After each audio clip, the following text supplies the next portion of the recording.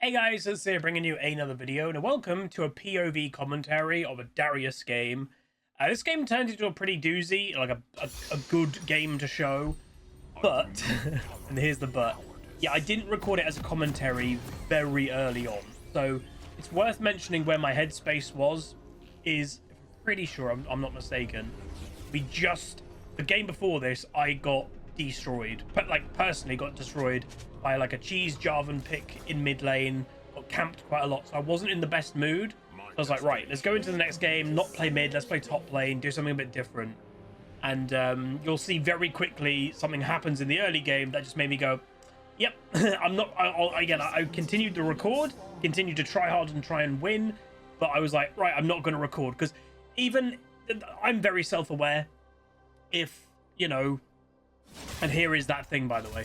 I'm very self-aware that if I'm in a bit of a bad mood, even if we win the game, even if it's going okay, or there's a little thing here and there, and by the way, he could have flashed early to survive. That's the thing that tilted me straight out the bat, was he literally just didn't flash, and he gave Feast strength. And that, by the way, this is already a very big example why they're changing the Feat of Strength First Blood system, because there's nothing that I could do, there's nothing my bot lane could do, there's nothing my jungle could do. Our mid laner just lost us that Feat of Strength immediately. So they're changing it, for those that don't know, they're changing it to first to 3 kills. So, invades will still be fairly common, but at least it's not completely over if just one person's get caught at level 1. But like, I was just to continue the point I was making, I'm very self-aware that if I've not had a good 1 or 2 games, I'm not going to be in the best headspace. And even if I'm playing well, even if it's overall going okay, it can very much skew the commentary to a negative light. So that's where I just very quickly decided, right, don't record as a commentary, put music on. So that's what I did. I put music on and just play the game. And I was in the back of my mind, I'm like, if it goes well, I'll do a POV. And that's exactly what we're doing. So the one benefit of what just happened with that invade is Trundle did get the first blood, which again, I think that tilted me a little bit more because it's my laner that also got the benefit, or the biggest benefit. But he used all summons. So he's running, by the way, Ghost Ignite, which is very aggressive. So I've got him on the ropes here. And very close, but I was confident. The reason why I did take that face check fight, just standing still, my full passive was on. That means I'm getting the bonus AD. He's getting dotted to death. And, I don't want to give him any, he was dead in that situation because I didn't even have to use flash. But I just felt that was the benefit. So the negative it sometimes is of people getting so antsy on getting that first blood is that they do blow summoners at level 1. I would say in a few days time, if memory serves correct, or has it already been uploaded, I can't remember which way around it is, but I in the last few days got a first blood, and it was the game before this. It was I played Victor. I was against a Jarvan mid. I first blooded him, but I had to use my flash to kill him at like level 2 or level 3. But then that completely screwed my lane phase because the next 5 minutes, Jarvan was just constantly jumping on me, and I constantly had, I think it was a Rel. Yeah, a Rel and a Lilia come mid. It ruined my lane phase for getting first blood. So that's kind of where the Trundle, it's just happened to him. He got first blood, and here we go, another gank. And this is perfect, by the way. When you know he doesn't have any escape, that Q was questionable, but it's nice to hit. When you know he doesn't have any escape, this is just really smart for an Amumu to gank. He has no escape. He's running Ghost Ignite. He doesn't even have them on cooldown right now. And you have a Darius? Snowball McGee, Mr. Darius. That's what you want to try and prioritize. Now, one thing I actually wanted to ask you guys when it comes to this POV commentaries is, as I mentioned earlier, sometimes, and I think all content creators, can be put to it when we're playing League of Legends. It's high stakes, high stress with ranked, etc. I saw a comment the other day, if I'm not mistaken, of someone saying you could combine commentary and POV. Unfortunately, yeah. By the way, it's a Volibear mid. People are still trying to abuse the bear in any position because he's just so strong and easy to play. But the negative of that, you're playing Volibear mid. He will eventually fall off in comparison to most mid laners. They also don't have an AD carry, and we arguably have the strongest AD carry in the game right now, Jinx. But yeah, going back to what I was saying, I saw a comment the other day basically saying you could combine commentary and POV. So if the beginning of the game is fine, keep the live commentary in. You know, if the first 15 minutes, my mood is good, I'm chilling, we're fine, can keep the normal commentary in. But where it may take a slight negative skew and a really, really bad dive by the enemy team, by the way, again, you're diving with her way, doesn't have that absolute damage pressure in the early game. But yeah, I could then, you know, let's say 50 minutes in, things go a bit, yeah, the commentary gets a bit negative, then flip to POV commentary, and I could either keep POV commentary to the end of the game, but at least you had 15 minutes of live commentary, or if it's a 10-minute period that I'm a bit negative, do a 10-minute POV commentary, and then things pick up again and things get better, and, you know, with that, most people are the same. Your mood perks up, you're feeling a bit more positive about it all, then swap back to live commentary. So I have thought about, and by the way, this was so unfortunate timing for Trundle. I'll be honest, that engage, it kind of looked like, and he used Ignite, by the way, so now that's a wasted Ignite. It looked like I timed my engage knowing I was going to get level 6. Yeah, full hands up, I wasn't paying attention to my XP. So even I was a bit like, whoa, I'm level 6. And that right there is a great example. If you're fairly new to the game or you're not just making use of keybinds, that right there is a great example where you should always be leveling up your spells with control or whatever keybind you've got. The default is control 1, 2, 3, gives you the level up of the new ability. So we do have a Galio ult. He is using it, but unfortunately I just get murdered so fast. I didn't expect to get actually killed that fast, so we are losing this fight quite badly. And now we all get killed. Volibear triple kill. And again, Volibear's still, he's a very annoying champion. He's been very strong for a long time. There's no, again, apologies if you play Volibear, but he's not hard to play in any sense of the imagination. He is just overly stat strong. And again, he's not the only one. There's a lot of champions in the game, and it's been the same way for at least 6 months. There's a good 5 to 10 champions that they're only around because of their stats. That's it. You know, there's no mechanical outplay that they do. It's just their stats are stronger than yours at some point in the game. And some people say, like, isn't that true for everything? No, like, most mages do not beat things just pure stats-wise. They have to outplay things. They have to land all the skill shots. They have to make the right decision. Otherwise, they're dead. That's not Volibear. He just runs at people by default. Q, you know, presses E, which is his big AoE thing, as he's pressing Q running towards them, and it's basically a guaranteed hit for both. It's a bit annoying, you know, but it's the way of the game at the moment. Whether they change that or not, I'm not sure. But Trundle is now level 6, so that should give him, and by the way, he gave it away. So if you're like, Huz, Jarvan was in the bush. Yeah, so I remember saying on stream that was so obvious. So if you're like, how could you tell? The Trundle has been destroyed in lane phase. He's been now playing very passive, and then he's suddenly wanting to trade with me quite openly. Why? It's not because, oh, he hit level 6. He used his Ignite, so he doesn't have that up. Like, he isn't strong enough to fight me, so the only in my head is, oh, the Jarvan's here. Did I expect Jarvan to be in that bush right then? maybe. But, like, I thought Jarvan may be on his way, but he was already in the bush. So it was just a bit too predictable, to be honest. Whenever, you know, you're trying to get a jungle gank, the key of getting jungle ganks and making them successful is hiding the intent of a gank. If you suddenly change the behavior you've been doing for the last 5 minutes, it's giving it away. Now, what is quite peculiar here, if you look at the mini-map, the dragon's being done, Trundle is there. In no world he should be there at all. Like, it's just not the jungler's job. So it's a big fight. It's going semi-well for my team, but Trundle himself has stayed on the dragon this entire time. So he's having a pretty damn bad game now. So what he's trying to do is be useful of, I'll just help my team get objectives, I guess, as a top lane Trundle. It's not his job, but I guess the player is a bit panicked of what to do.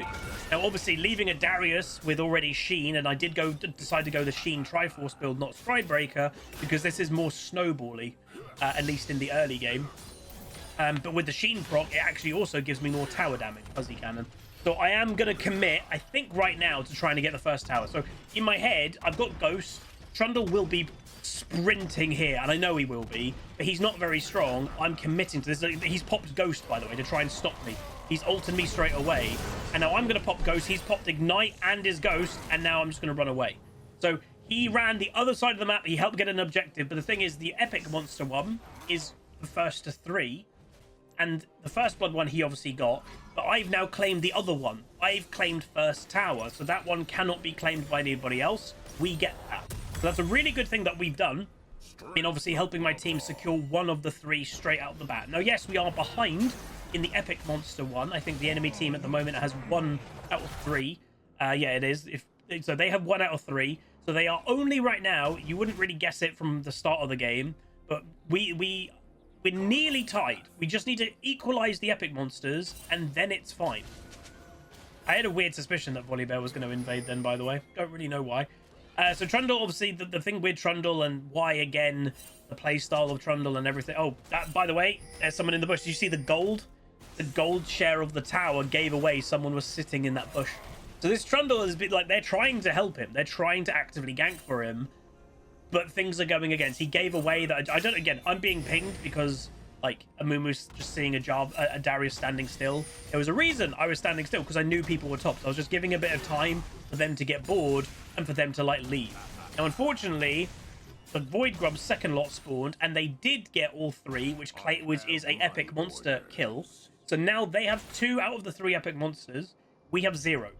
So for us to claim the feat of strength, we need the next 3 epic monsters. If they just get 1, and you know, it can happen that Dragon is spawning the same time of Rift Herald. Well, you know, you're either dividing your team and making you weaker. If the enemy team just all-ins Rift Herald as 5 people, and you're not there, they're going to probably get it. So boots are Swifties, so it's worth knowing the boot upgrade. People have mixed opinions about how the boot upgrades are. Initially, I think people really like them, and people are like, oh my god, these are crazy. As people start doing maths, and unfortunately there is that side of League of Legends that is basically an Excel spreadsheet working out cost effectiveness per stat. They aren't the best cost effective thing in the world. Majority of pros, majority of high rating players are going to only buy them when they have 6 items, or when it makes sense to do when it comes to the tempo of the game. So if you're back at base and you know, okay, there's a Baron fight coming up, I've got 750 gold, so I can't wait out for a pickaxe or something bigger, okay, I'll buy them now.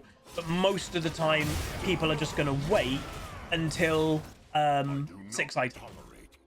So Trundle, again, he's probably going to start building a bit of confidence more, because again, Trundle is a crazy champion. Like, look at this 1v1, by the way. We've been stomping him this whole game, and he nearly just kills me.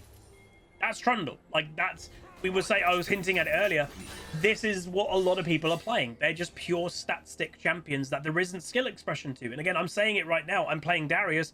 Darius has more skill expression than Trundle. I've played a bit of Trundle. Like, I'm not saying that I'm not going to play them, and we played that well, denied the kill, very nice.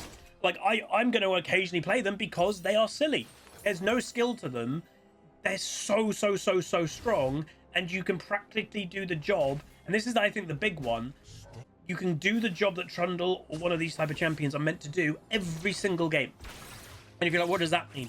If you're playing Rengar, your job on Rengar ultimately is to one-shot people. That's your job. If you don't do that, you're not that useful. And Rengar can't do that every game. If he has a bad game, he is more often than not useless. He jumps in, doesn't kill anybody, and he just dies. So he's not that useful. He can't fulfill his job every game.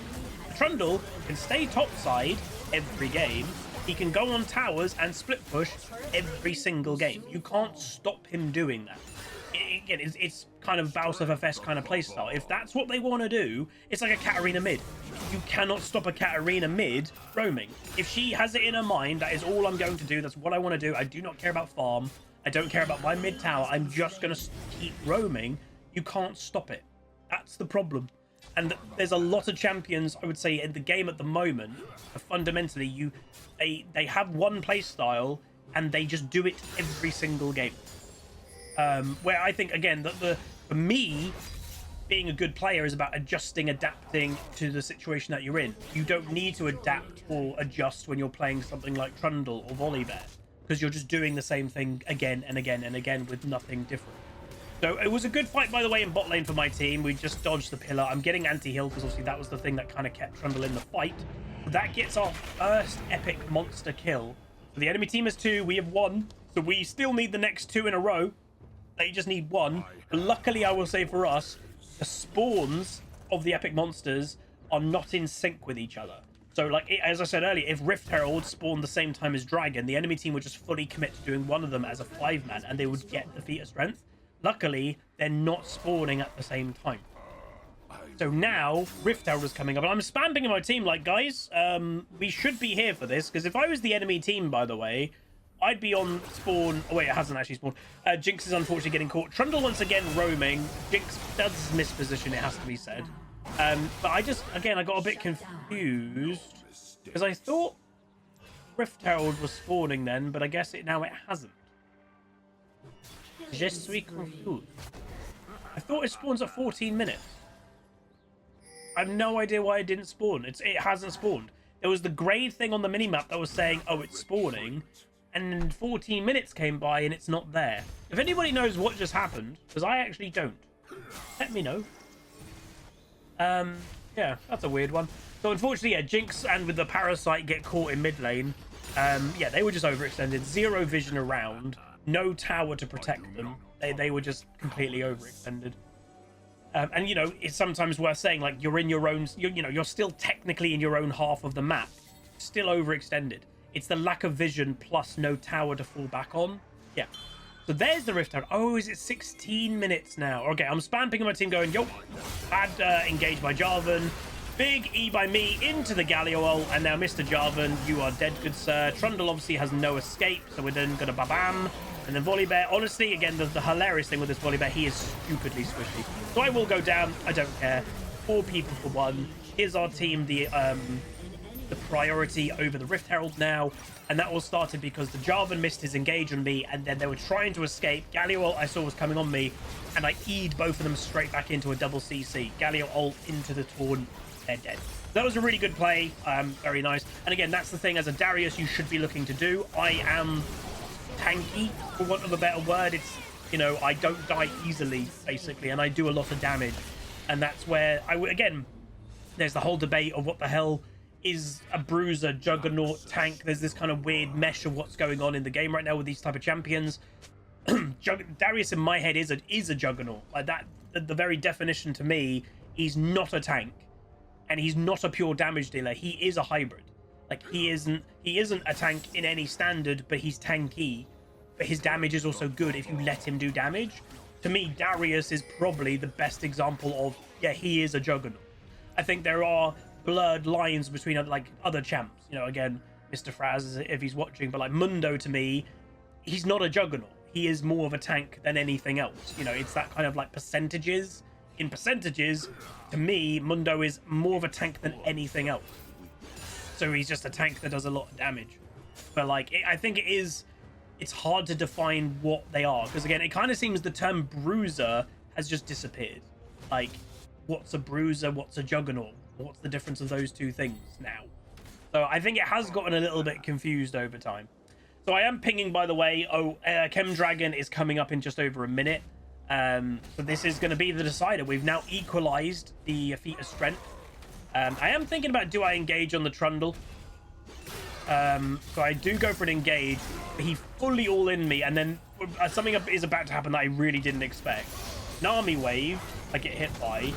I do flash, and then Jarvan showed up and Hwei. So there was 4 people bot lane.